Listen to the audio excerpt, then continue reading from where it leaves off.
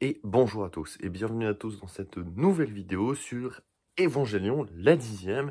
Et aujourd'hui, on va parler des films entre guillemets inutiles. Alors bon, faut jamais dire inutile, c'est toujours intéressant d'avoir un point de vue différent, mais là on va parler du coup des films résumés d'Evangelion. Bon, en réalité, il y en a qu'un seul, mais qui va être fait sous 3 versions différentes, on va y revenir tout de suite. Et donc aujourd'hui, on va donc pas parler de The End of Evangelion, hein, et des parties Rebirth de Death and Rebirth. Tout ça on met de côté pour l'instant. Évidemment, on va en parler bien sûr dans la 11e vidéo sur Evangelion dans 2 semaines bien sûr. Mais là, on va pas en parler aujourd'hui. Aujourd'hui, on va se concentrer du coup sur les parties Death. Alors je vous l'accorde, ça va pas être la vidéo la plus intéressante d'Evangelion, donc je vais essayer de pas faire trop long. Sachant qu'on va beaucoup parler et beaucoup revenir sur des choses qu'on a déjà dites. Donc à l'image des épisodes 25-26 de la 9e vidéo, qui étaient quand même très intéressants pour nous apporter des aspects plus psychologiques, mais qui n'avaient pas une réelle utilité dans l'histoire, comme je l'avais expliqué, en termes de scénario, et ben les parties Death ne vont pas non plus avancer dans le scénario, ni même là, dans les personnages. Donc autrement dit, vous l'avez bien compris, la fiche analytique, encore une fois, elle va rester un peu de côté. Mais je vous l'assure, à 100%, la fiche analytique évoluera et aura des petits changements. Pas beaucoup, mais il y en aura après The End of Evangelion, bien sûr. Donc, c'est parti pour cette vidéo sur les films inutiles, résumés, on va dire plutôt les films résumés d'Evangelion. Alors, déjà, avant de commencer vraiment à parler de contenu, on va du coup énumérer ces films résumés. Le premier, c'est Evangelion Death and Rebirth. Death and Rebirth, il sort le 15 mars 1997, et donc il sort avant The End of Evangelion, qui sort aussi en 97, mais il sortira un petit peu plus tard, en fin d'année. Alors, ce film est donc composé de 2 parties, une partie Death et une partie Rebirth.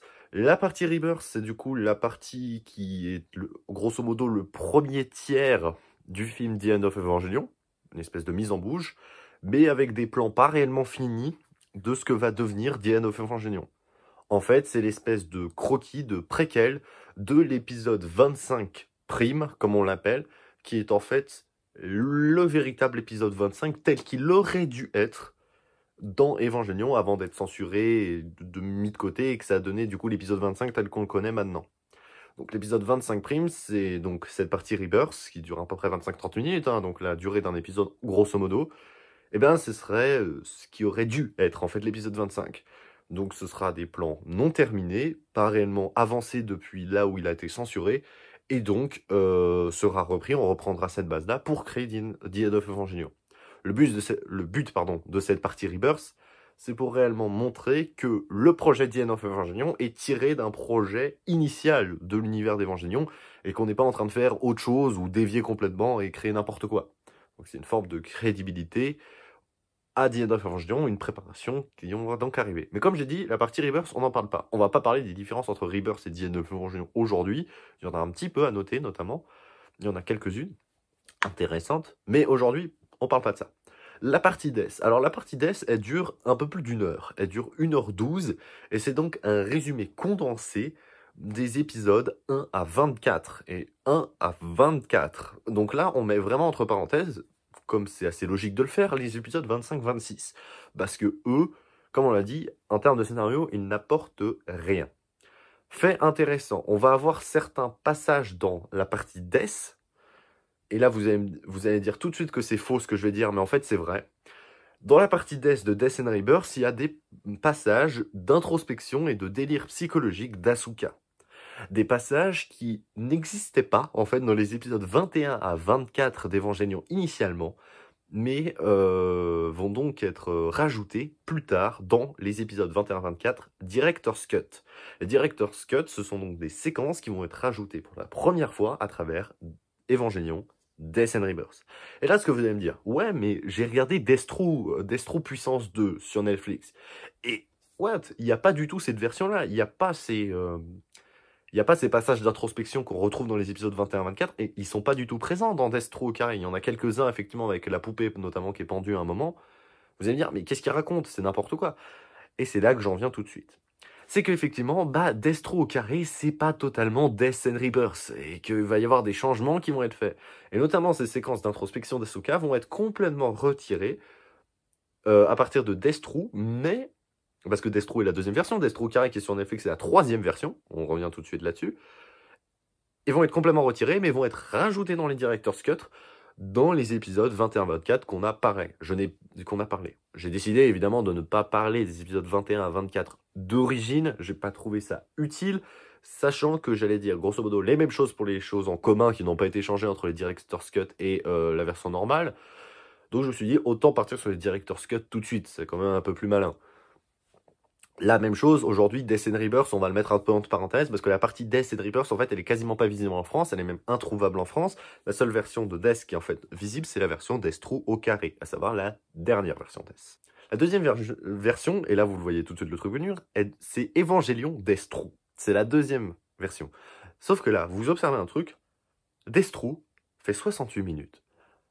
C'est 4 minutes de moins que la première version. Alors qu'est-ce qu'on a enlevé? Eh ben, les séquences d'introspection d'Asuka, par exemple.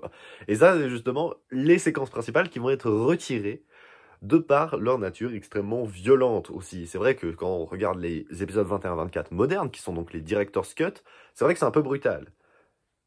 À savoir que la première version de Death and Rebirth est sortie en format DVD Blu-ray au Japon directement, alors que la version Destro n'est pas sortie en DVD Blu-ray ni au cinéma, mais était diffusée à la télévision publique. Et donc, on est allé dire gentiment à Gainax, vous allez vous calmer tout de suite sur la violence, les passages d'introspection d'Asuka, machin, délire, suicide, tout ça, vous me retirez ça. Ce que Gainax va faire. Et quand on réfléchit à tout ça, on se dit, en fait, ça a du sens. Et c'est pour ça que la version Destro fait 4 minutes de moins. D'ailleurs, cette diffusion de Destro, c'est le 2 janvier 1998, donc après la sortie de The End of Evangelion, que cela va avoir lieu. Mais un petit peu plus tard, au cinéma cette fois-ci. Précisément au cinéma le 8 mars 1998. C'est la version Destro au carré. Donc là, on est à peine 2 mois, ce qui n'a donc laissé aucunement le temps aux doubleurs de faire leur travail. Et donc, la version Destro au carré va être diffusée au cinéma et ne va pas revenir sur les passages d'introspection. Pourtant, cette version fait aussi 71-72 minutes, donc fait la même longueur que la première version, mais on ne revient pas sur les passages d'introspection. On rallonge certaines scènes et on rajoute quelques petits plans par-ci par-là, de temps en temps, à quelques endroits. Mais donc on ne revient pas sur ces passages d'introspection qui, eux, ont bien été mis dans les Director's Cut, donc dans les épisodes 21 à 24 Director's Cut. Avec derrière Destro au carré, The End of Evangelion en entier. C'était une diffusion spéciale au cinéma. On avait Death and Rebirth, en fait, mais avec la version Destro au carré, et pas une partie Rebirth préquelle, comme c'était le cas en 97, mais avec The End of Evangelion, qui, entre-temps, est sorti. Celle-ci s'appelle le projet Revival of Evangelion. Et Revival of Evangelion est donc diffusé le 8 mars 1998, au Japon. Et c'est à ce moment-là que, du coup, on a fini avec les films résumés. Sauf que là, il y a un problème. Parce que c'est vrai que quand vous avez, si vous avez par exemple les versions Blu-ray que d'Ibex est sorti en 2002, vous observerez qu'il y a un truc qui ne joue pas. Vous observerez notamment que sur le Blu-ray qui est là-bas, en fait, et donc sorti par d'Ibex en 2002, on a marqué Death and Rebirth et The End of Evangelion. Sauf que c'est pas Death and Rebirth qui est en fait sur le DVD, c'est en fait la version Destro au carré. Vu que, comme je l'ai dit, Death and Rebirth et Destro n'existent pas en France. Et on n'a que la version Destro au carré. Donc en fait, c'est Destro au carré tout seul, point, puis The End of Evangelion, soit le projet Revival of Evangelion. Autrement dit, ce boîtier, c'est Revival of Evangelion, pas Death and Rebirth plus The End of Evangelion. Donc, The End of Evangelion est évidemment dans le boîtier, donc ça c'est ok, mais le projet Destro au carré, vu que c'est Destro au carré qui est dans le boîtier, ça devrait s'appeler Revival of Evangelion, pas Death and Rebirth, parce que Death and Rebirth c'est une autre version de la partie Death, avec une partie Rebirth comme je l'ai dit, qui est en fait le premier tiers seulement d'un The End of Evangelion qui n'est pas sorti, et donc des plans assez bizarres dans la partie Rebirth qui vont beaucoup évoluer et donc ne vont pas être comme ça en fait dans The End of Evangelion. Donc appeler ce boîtier comme ça n'a pas de sens. Et c'est vrai que là, ça peut porter à confusion, parce on se dit, bah, on est complètement paumé, en fait, qu'on comprend plus rien, c'est trop le bordel, et si vous êtes complètement perdu, vous inquiétez pas, c'est normal. Et ça, c'est un peu à cause des distributeurs français. Parce que en plus d'avoir une distribution un peu douteuse, les Français vont rappeler beaucoup. Enfin, quand je dis les Français, en fait, c'est tout le monde. Hein. On parle France, hein, évidemment, francophonie. Je suis francophone, donc bien sûr. Mais je parle évidemment de d'autres pays dans le monde. C'est pas la seule chose, le seul pays au monde à avoir fait. Il y a plein de doubleurs français d'Evangelion, la série, qui n'étaient pas présents pour justement Destro au carré. Diade of Evangelion non plus.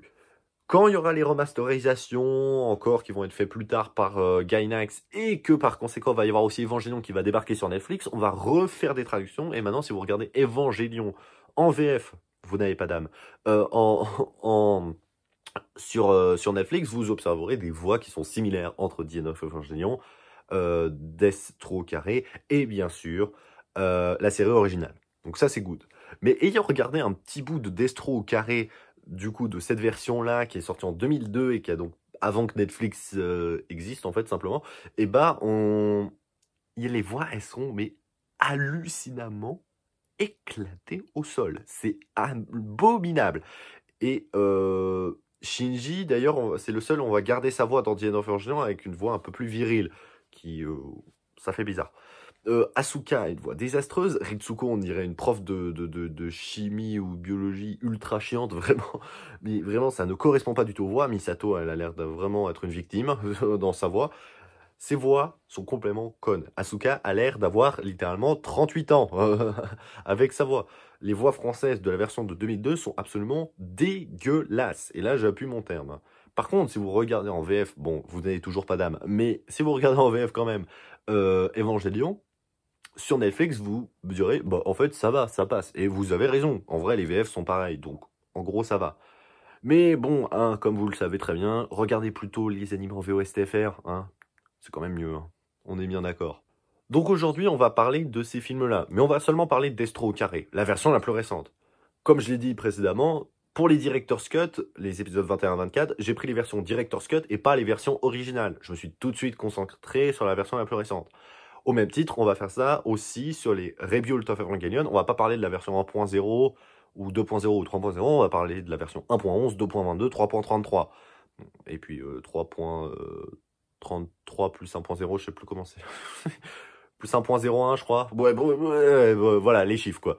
Donc, on va parler des versions les plus récentes. Et on va pas faire une exception pour ça non plus. On va parler de Destro carré. Sachant que, comme je l'ai dit, il y a que des VO hein, pour Death and Rebirth et Destro deuxième version. D'ailleurs, la version Destro n'existe absolument pas, Death and Rebirth non plus, mais Death and Rebirth, c'est un titre qui est connu.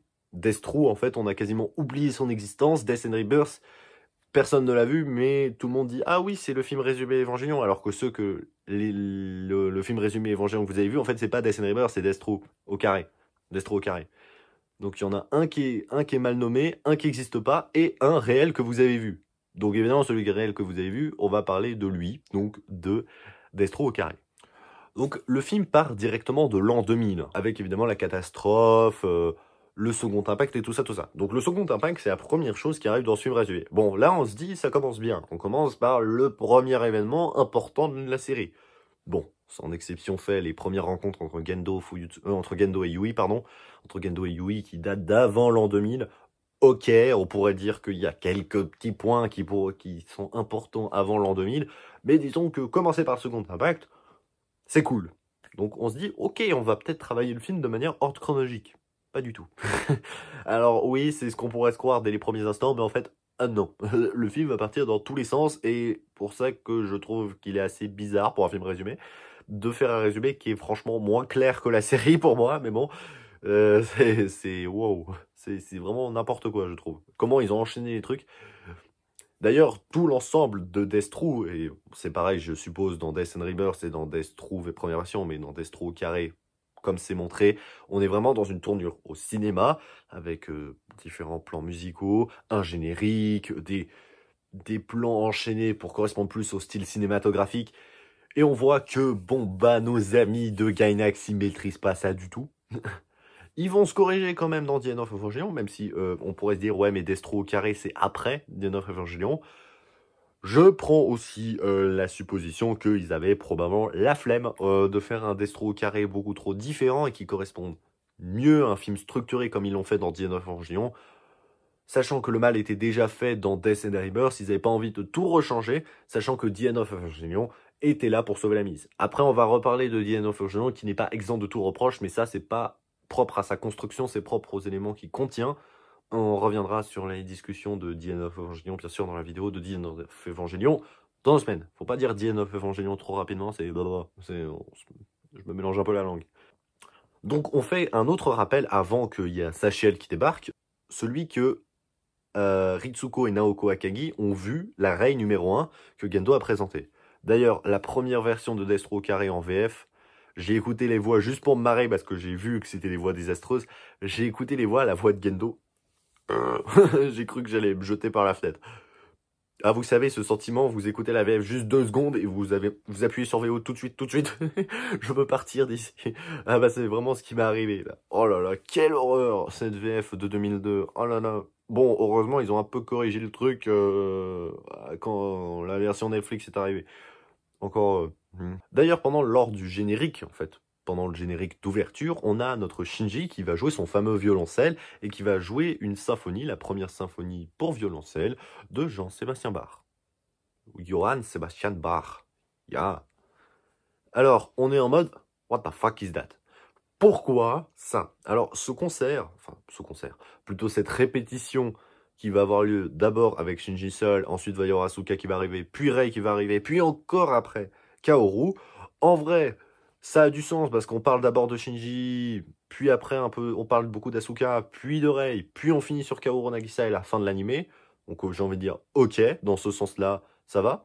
Mais j'ai envie de dire, on va aussi parler de Misato un petit peu, de Ritsuko et de Ryoji, de la relation entre les trois. On va parler rapidement de Gendo aussi, Yui Ikari aussi et Fuyutsuki. Donc, bon, voilà, ces 4 personnages-là, pourquoi pas? Les 3 premiers, pourquoi pas? Kaoru, what the fuck? Pourquoi? Je ne sais pas. Bon, peut-être parce que c'est des enfants. Des pilotes, si Kaoru n'est pas réellement un pilote, mais bon, passons outre ce détail. Et bah voilà, ils vont faire de la musique. Donc comme je l'ai dit, ces 4-là arrivent petit à petit en fonction des événements qui vont nous être racontés. J'ai envie de dire, ok, c'est plutôt stylé, et ça a plutôt du sens. Mais pourquoi ils font de la musique?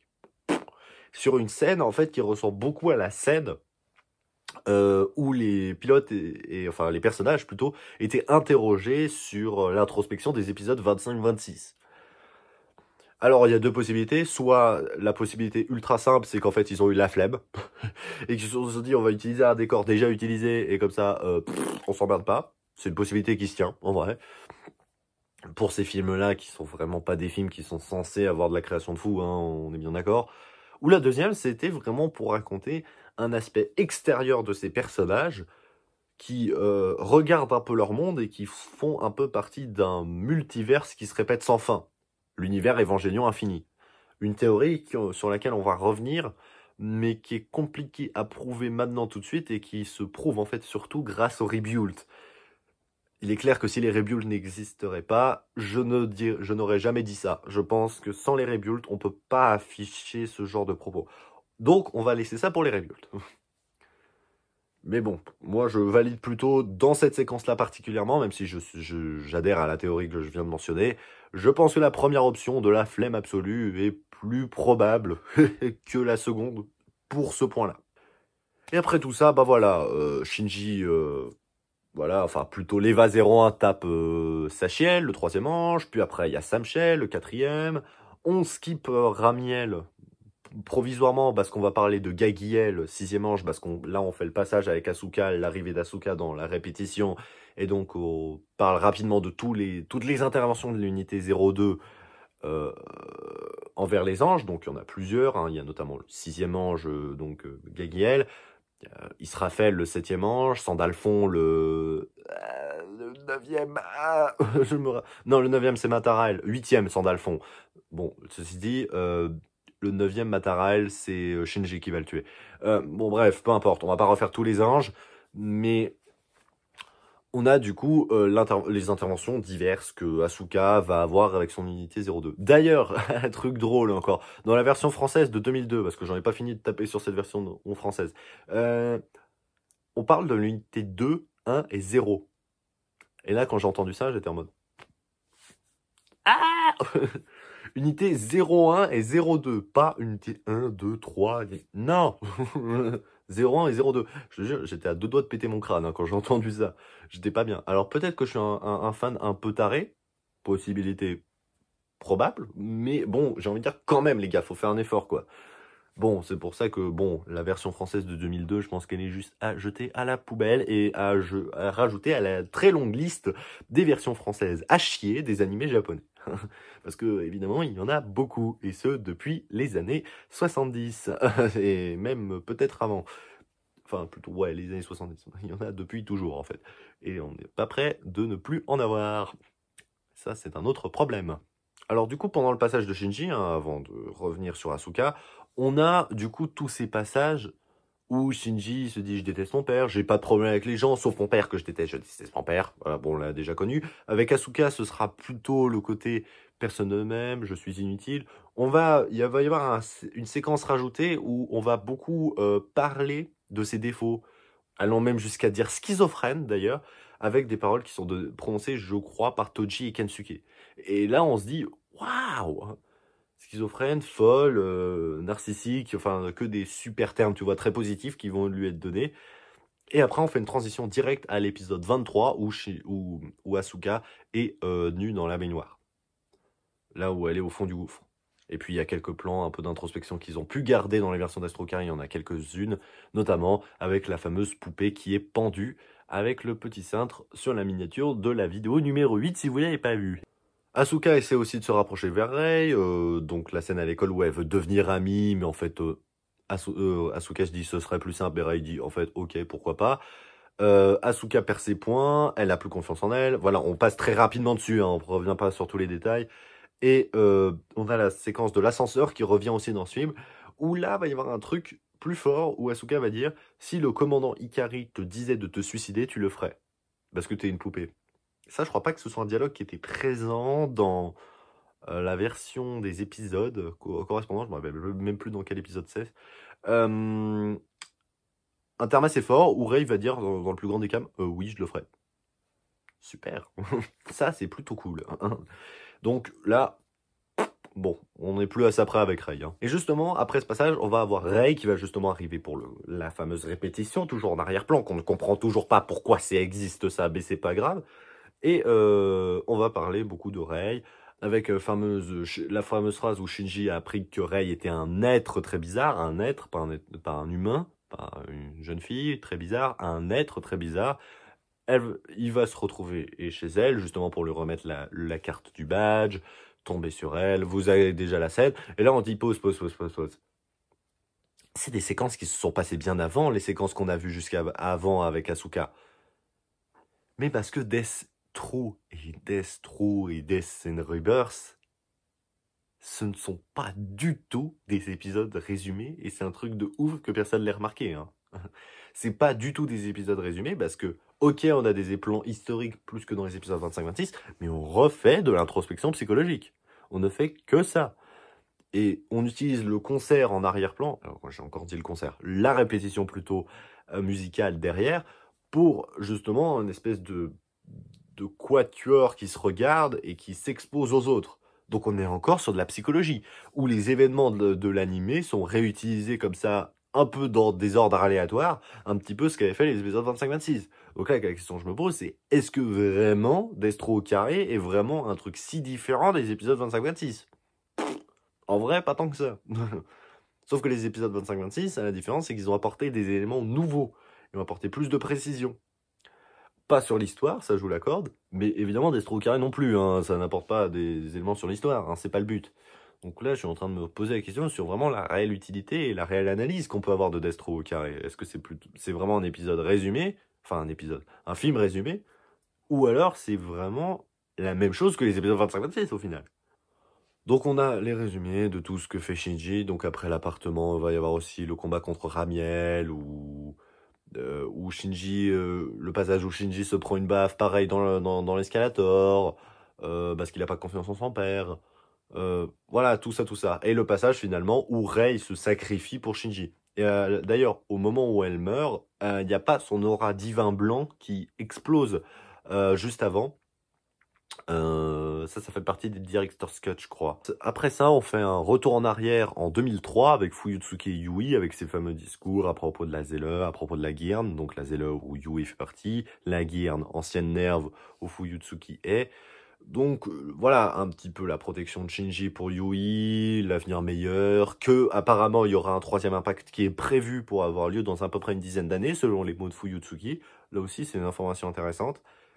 Voilà, bon, séquence qu'on a déjà vue. On fait un petit retour rapide du meurtre de Rei numéro 1 de la part de Naoko, Akagi, avant de revenir dans le présent avec l'Eva 01 qui mange Zeruel, le 14e ange. Il y a aussi le passage où on va retrouver Rei numéro 3 après la mort de Rei 2 qui s'est sacrifié pour Shinji justement face au 16e ange Arismael, où Shinji va lui reparler et se rendre compte que bah, c'est pas la Rei qu'il a connue, c'est la Rei numéro 3. Après, la répétition continue, le 4e membre du Quatuor arrive, Kaoru Nagisa, et on va reparler de tout le passage où Kaoru Nagisa fait la rencontre avec Shinji, et puis finalement Kaoru trahit, prend l'Eva 02, se retrouve en bas et se fait tuer finalement par Shinji, au fond du terminal Dogma, poursuivi par l'Eva 01 qui lui permet de tuer et de décapiter Kaoru Nagisa. D'ailleurs, après que la tête de Kaoru Nagisa tombe dans le LCL du Geofront, générique. C'est terminé avec Destro. Bon, très bien. Après le générique, on a une 30 dernières secondes du film où il y a Shinji, apparemment, on voit son nombre à peine, qui sort de la salle de répétition. Les 3 autres sont certainement partis avant lui.